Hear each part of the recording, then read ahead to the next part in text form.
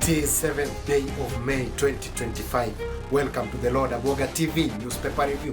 Straight away we go onto the Standard, whereby the main headline is Haiti, dead or alive. Now this news here is according to what the Kenya police forces reported, that there is a police officer who went missing when they were in an operation to flush out the deadly gang there that was causing havoc to the people of Haiti. Now, unfortunately, the Haiti police forces has reported that there is one Kenyan police officer who is dead, who is confirmed dead. Yet, the Kenya police side is still silent unto the same. Now, who are we going to believe? Is it the Haiti police forces, or we are going to believe our Kenya police forces? But unfortunately, the Kenya police side has kept mum onto this issue, but the Haiti police side has confirmed that there is another Kenyan police officer who is dead. This is what Haiti had to say in its recent report. The Presidential Transitional Council deplores the death of the Kenyan soldier in Soviet. These valiant police officers engaged alongside Haitian forces in the fight against insecurity made the ultimate sacrifice for a better future for our country.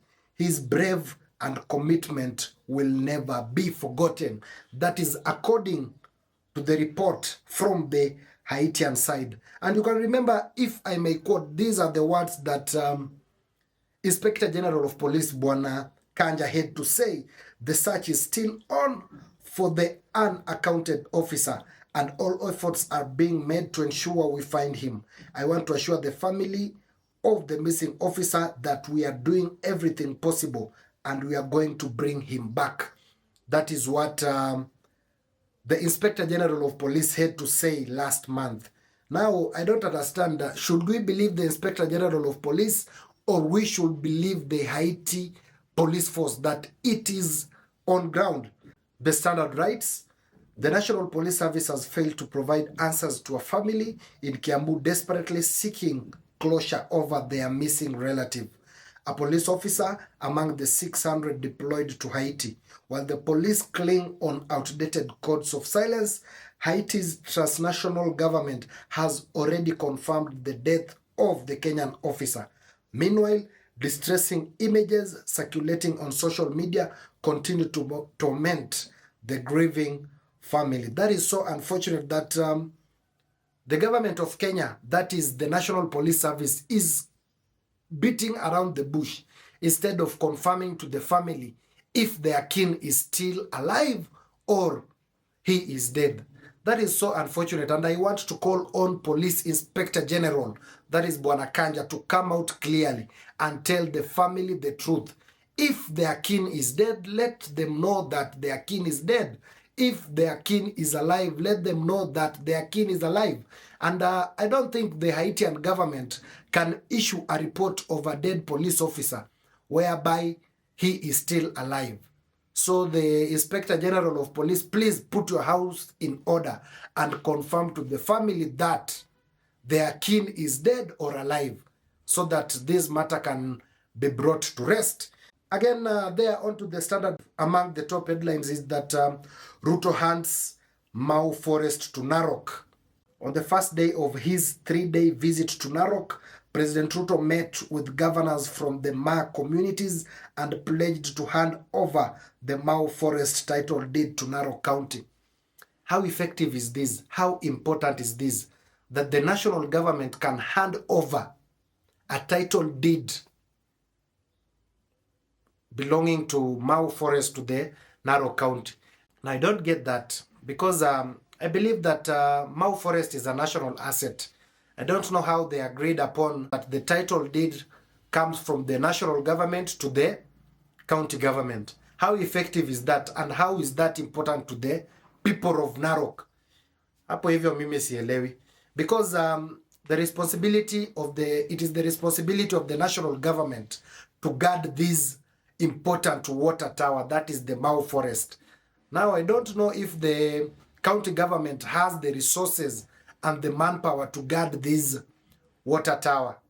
I don't know what President William Samoei Ruto's calculations are onto that. But this is just but a political gimmick, because it doesn't beat logic that you can hand over a national government asset like the Mau forest to the county government. Hii Mau imetusumbua miaka nyingi.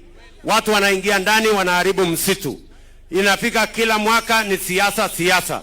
Na niliwaambia nitakomesha siasa ya Mau. Mimi leo naenda hapa Narok mjini hapo kupatiana title deed ya Mau forest ili kusiwe tena na taswishi ya mambo ya Mau forest. Hiyo title itakaa hapa county government ya Narok kwa niaba ya wananchi wote wa Narok County, na haitauzwa na haitagawanywa na haitafanyika mambo ingine tena. Na mimi nataka niwaeleze, mnajua siku ya siasa kulikuwa na propaganda nyingi. Watu walikuja hapa, hawa wa siasa wa uchuki na ukabila na nini, wakakuja wakasema nyinyi mkipatia Ruto nafasi ya uongozi atajaza watu huko Mau, atakata Mau, atafanya nini? Si walisema? Sasa mimi nataka niwajibu hawa watu ambao ni watu wa mdomo mingi na bure. Hiyo Mau sasa, mbali na kutoa title deed ya Mau na kupatiana kwa county government yenu ya Narok, vile vile mimi nimepanga pesa ya kuweka fence kilomita 100 kuhakikisha ya kwamba hakuna mtu tena ataingia kule msituni. Si ndio mliniambia nifanye ama nimefanya mambo gani? Mlikuwa mnataka mnifanye hivyo? Mliniambia vile vile watu wa Narok ya kwamba that is so unfortunate. That is according to me. Maybe let me know what you think onto the comment section. Now straight we move on to the Daily Nation, whereby the main headline is job puzzle. Now Daily Nation writes that the economy created the fewest jobs since the 2020 coronavirus pandemic, according to the 2024 economic survey, which also revealed the slowest growth rate since the COVID-19 disruption. But it is the finding by the government survey that jobs in the construction sector reduced last year that has cast doubt on credibility of the high creation figures top officials have routinely attributed to the affordable housing program. Now as it is, hata wewe hapo penye uko kwa ground, jobs are not there. But President William Samoei Ruto always keeps on his consistent political rallies. He keeps on telling us that he has created jobs for the Kenyan youths. But maneno kwa ground is very different. Because hata wewe nikikuuliza, jobs are not there. Many youths are languishing in poverty. Many youths are struggling to put food on their table. But President William Samoei Ruto, in his constant rallies, he keeps on telling the Kenyan people that he has created jobs for the Kenyan people. Now, I don't know where these jobs are, or the jobs are just in his mind. Hapo hivyo mimi sijaielewa Rais William Samoei Ruto. Because what he says is contrary, different to what is the clear situation on the ground. These jobs are not there. The last time I saw Alfred Mutua trying to take Kenyans abroad, unfortunately, these Kenyans ended up being conned. Some of them were transported to Middle East and again deported back into the country. That is so unfortunate. Yeah, let me say this. We have an agent. We have many agents. The one that I can point out, because I have had an interaction through the people who came to my office. This Global Face Human Resource Chair, which I'm glad Waziri Mutua has actually said that he's not sure if we are talking about the same person. You see, this is the drama that we subject Kenyans to. Global Face Human Resource has a director by the name Festus. Whether Omwamba or Omambia or whatever, it is Festus, they are aware. Am I allowed to do a point of order? Chair, because as words in my mouth. Chair, I have to. He can respond. He has an opportunity to respond. Yeah. Hold a minute, let her finish. Yeah. She's just about to finish. Chair, Can you tell the truth, because this is the House of Records? Yeah. Tell the truth. You don't have to lie to the gallery just because there are cameras. I will be held accountable for every word. And Chair, you have seen me sitting here and listening to including the false claims that the Cabinet Secretary has brought to distract this committee. So he should also allow me to speak so that he can clarify The same way I'm going to clarify to the people of Kenya that I am not involved in any. I have no business in this country, Chair. So, Chair, I want to ask, in his submissions that we have in writing, they have said that they are only aware of one Festus Omwambia. The spelling is a mistake between a W and an IA. That is the only difference that we have. Otherwise, the company is the same, the individual is the same, but the cabinet secretary is trying to come to this committee to tell us that, okay, maybe if you're talking about the Festus with an IA, that one we don't know. But us, we know the Festus with a WA. Chair, at the end of this inquiry, because I've seen Mr. Festus here, I've seen his photos out there, it is the same Festus. And it is the same company that is calling people. And they are still licensed. So I want to ask this question to the cabinet secretary and to the Director General of National Employment Authority. Because it's no longer a game. We are playing with Kenyans' lives. It's not about a game of WA or IA. It is about people getting conned, people committing suicide. It's about families being broken. Okay. And you cannot come here to tell us that the Festus you're referring to is an IA and our Festus is a WA.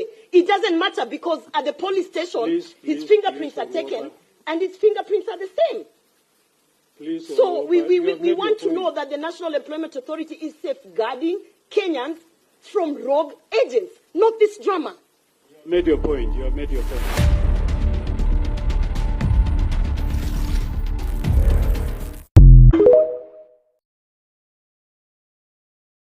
Again, here onto the Daily Nation, we see IBC 2027 elections managers selected. That is, the selection panel handed over a report to President William Samoei Ruto on the names that they had suggested to be into the incoming IEBC commission. Let's see how it is going to unfold, and let's see when the president is going to reveal the names unto the nation. I think that is what we have for today unto our newspaper review. For this and many more, subscribe unto our YouTube channel at Lord Aboga TV. Remember to press the notification bell so that when we come up with this interesting political and governance content, YouTube will automatically notify you. Till next time, goodbye.